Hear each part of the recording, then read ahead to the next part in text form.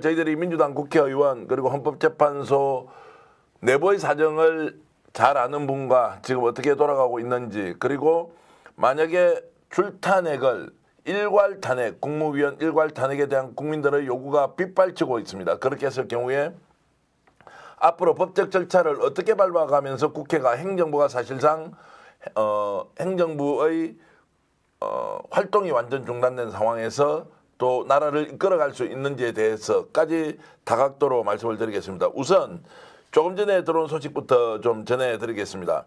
자, 마은혁 재판관의 임명을 촉구하는 결의안을 내일 운영위를 개최하면서 민주당에서 지금 결의안을 추진하겠다라고 했는데 이 내용 간단히 설명해 주시죠. 그러니까 마은혁 재판관이 임명돼야만 한다는 것은 여러 경로에서 지금 압박을 하고 있지만 네. 전혀 한도수 총리가 움직이지 않고 있고 하기 때문에 지금 재탄핵까지 나오고 있습니다만은 그 전에 우원식 국회의장이 권한쟁의 심판을 청구를 금요일에 했습니다. 근데 그걸 넘어서서 이제 국회 차원에서 빨리 임명을 해줄 것을 국회의 이름으로 결의를 한다. 이것은 그 전에 최상목 권한대행 시절에도 했던 것입니다. 그래서 일단은 경고 차원에서 이런 액션을 한다고 보시면 되겠습니다. 자, 경고와 함께 이제 이게 앞으로 최악의 상황, 지금은 최선이라고 저희들은 주장하고 있습니다만 국무위원 일괄 탄핵을 했을 경우에 왜 일괄 탄핵을 할 수밖에 없었느냐라는 그 상황을 정당화시켜주는 것 중에 하나가 마은혁 재판관을 임명하고 있지 않은, 자, 최상목이 임명하지 않아서 지난 2일 날 임명을 하라고 촉구 결의안을 국회가 네. 결의했음에도 불구하고 진행하지 않았습니다. 한덕수가 다시 살아 돌아왔습니다. 그래서 내일 국회에서 임명 결의안을 추진을 하게 되면 한덕수도 받아야 하는데 한덕수에 대해서는 지금 정확하게 31일 화요일입니다. 수요일입니다. 1일입니다. 예. 화요일입니다. 죄송합니다. 날짜 정정하고요. 4월 1일까지 한덕수가 마은혁 재판관 임명하지 않으면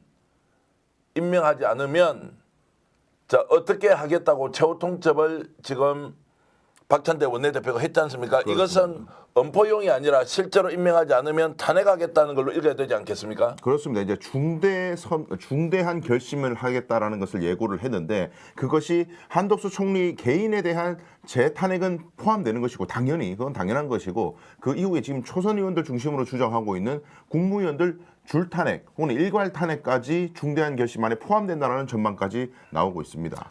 자, 그러면은 한덕수를 탄핵한다라는 것과 함께 지금 국회에서 준비해야 될 게 있습니다. 뭐냐면 만약에 4월 18일까지 어떤 결정도 헌법재판소가 내리지 못할 경우에 현재 이미선 재판관과 그다음에 문영배 재판관의 임기가 끝이 나니까 임기를 연장하는 지금 법안을 이미 제출이 돼 있고 이미 제출이 있는 상태에서 자, 31일입니다. 내일 법사위에서 이 문제를 지금 이제 심사를 한다. 소위원회에서 심사하고 전체회의까지 열 수도 있다고 하거든요. 그 내용 설명을 좀 해주시죠. 예, 그러니까 지금 문영배 이미선 재판관의 임기가 4월 18일로 6년 임기가 이제 종료가 되는데 정확히는 임기가 종료되는 걸 맞지만은 후임 재판관이 임명되기 전까지는 직무를 계속 수행할 수 있다, 수행해야 네. 한다 이런 내용의 헌법재판소법 개정안이 지금 이제 국회에 발의가 돼 있는 상태인 것입니다. 근데 중요한 것은 여러분들께서 경험하셨지만 어떤 법안을 통과시키더라도 대통령 혹은 대통령 권한대행이 거부권 행사를 해버리기 때문에 무용지물이라는 우려가 있습니다. 그러니까 지금 헌법재판소가 마은혁 재판관을 임명하지 않는 것을 위헌이라고 선언했는데도 그걸 무시하고 있는 것이 한덕수 총리이기 때문에 지극히 상식적이고 정상적인, 그러니까 여러분 회사에서 뭐 이사들이 퇴임하거나 임기가 만료되더라도 후임자가 없을 때에는 회사를 마비시킬 수 없기 때문에 그 직을 유지해야 됩니다. 그냥 임시적으로 업무를 수행해야 되는 것이 상식적인 법리인데 헌법재판소법에 명시적인 법안이 없기 때문에 그 상식을 법안화하자는 것인데 그것마저도 한덕수 총리가 막무가내로 거부권 행사를 우려가 있다. 그렇다면 이 거부권 행사를 무력화시키기 위해서는 당연히 국무회의가 효력을, 그러니까 힘을 못 쓰도록 만들어야 되고 그 차원에서 줄탄핵까지 지금 이야기가 나오고 있는 것이죠. 자, 그러면은 지금 이제 마은혁 재판관 임명 문제로 좀 좁혀보겠습니다. 네. 자, 수요일까지 만약에 임명을 하지 않으면 네. 한덕수에 대한 탄핵이 기정사실화되고 그렇습니다. 한덕수를 탄핵하게 되면 그 다음에 다시 최상목으로 넘어갑니다. 그렇습니다. 그러면 최상목으로 넘어갈 때 차라리 한덕수 탄핵할 때 최상목까지 아예 탄핵을 하고 그 다음에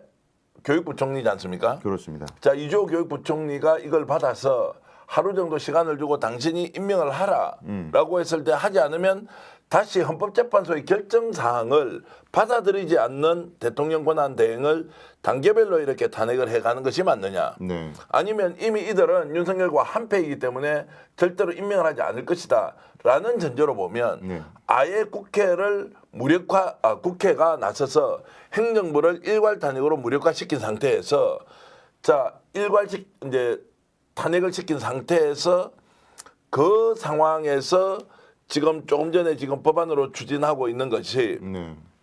후임 헌법재판관이 임명되지 않았을 경우에 전임 현재 임기가 남아 있는 이들이 임기 이후에도 6개월 정도 계속 헌법재판관으로 활동할 수 있도록 하는 법안을 네. 통과시키면 거부권 행사를 못 하잖아요. 그렇습니다. 자, 거부권 행사를 못 하면 15일 뒤에 발효하는 네. 이런 이제 최후의 선택을 할 것이냐. 네. 어떤 것이 옳다고 보십니까?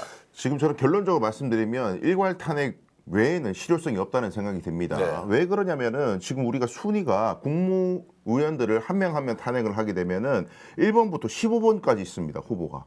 이들을 전부 탄핵하려면은 하루 정도는 시간을 줘야 됩니다. 그러니까 권한 대행이 됐는데 너 오늘까지 40명 임명 안 해? 그럼 너도 위원이야. 다음 15일이 지나가 버리거든요. 네. 그렇다면은 지금 4월 18일까지 너무 기한이 촉박하게 되고요. 그 상태에서 40명이 임명되더라도 그 헌법재판소법의 개정안이 발효될 때까지의 또 다른 절차들이 있기 때문에 시간을 맞추기가 굉장히 어렵습니다. 어려운 예. 부분이 있고 그 다음에 지금 40여 재판관이 임명이 되더라도 변론 재개를 하고 다시 헌법재판소에서 변론이 시작되어서 윤석열 변호인 측이 어떤 주장을 하면서 이 재판을 진행시킬지 모릅니다. 그러니까 하여간 최대한 서둘러야만 하는 중대한 상황이기 때문에 줄탄핵 물론 이게 지금 헌정사에서 있어서 안 될 일이긴 합니다. 줄탄핵이든 일괄탄핵이든 이건 행정부를 사실상 마비시키는 귀결이 되고 지금 오늘 보니까 국민의힘에서는 아예 뭐 김어준 씨 포함해서 민주당 초선 의원까지 내란죄로 아예 고소화를 했다고 지금 보도까지 나오는데 이런 비상적인 판단을 할 수밖에 없는 고의적인 헌법 위반과 헌법재판소의 무력화 그다음에 다수의 헌법재판관이 탄핵에 대해서 인용 의견을 가지고 있음에도 소수의 탄핵 재판관이 시간 끌기를 하면서 법의 허점, 어떤 한 사람의 헌법재판관이라도 탄핵이 인용이다, 기각이다, 각하다 의견을 얘기를 안 하면 결정문을 쓸 수가 없는 이런 말도 안 되는 법의 허점을 이용한 법꾸라지 행태를 우리는 막지 못하면 대한민국의 헌정사가 무너질 일이 생기기 때문에 저는 만약에 비상적인 결단을 내린다면 확실한 길을 내야지 오늘 아침에 보니까요 4선, 5선, 6선 그 더불어민주당 중진들이 예. 아침 8시 반에 헌법재판소 앞에서 비상 기자회견을 했습니다. 네. 그 기자회견에서 뭐라고 얘기하냐면 마은혁을 임명해야 한다는 촉구를 하면서도 초선 의원들이 지금 추진하고 있는 줄탄핵은 대안이 아니다라고 네. 지금 초선 의원들하고 중진들하고 무슨 싸우는 형국을 만들고 있습니다. 이게 네. 대단히 부적절하다. 예. 지금 이런 중차대한 상황 앞에서 민주당 안에서 마치 내분이 있는 것 같은 모양새를 비추면 모르겠습니다. 이들이 헐리우드 액션으로 마치 토론을 유발시켜서 지금 현재 헌재가 비상 상황이라는 걸 국민들에게 알리려는 의도로 했다면 모르겠습니다만은 그러나 중진들이 공개적으로 이렇게 4선, 5선, 6선 아예 선수를 특정해가지고 우리는 초선 의견들에 반대해 이런 의견 내는 거 저는 굉장히 부적절하다고 생각합니다. 스픽스는 말하는 언론입니다. 대세는 유튜브, 그중에서 스픽스. 좋아요, 댓글, 구독, 알림 설정.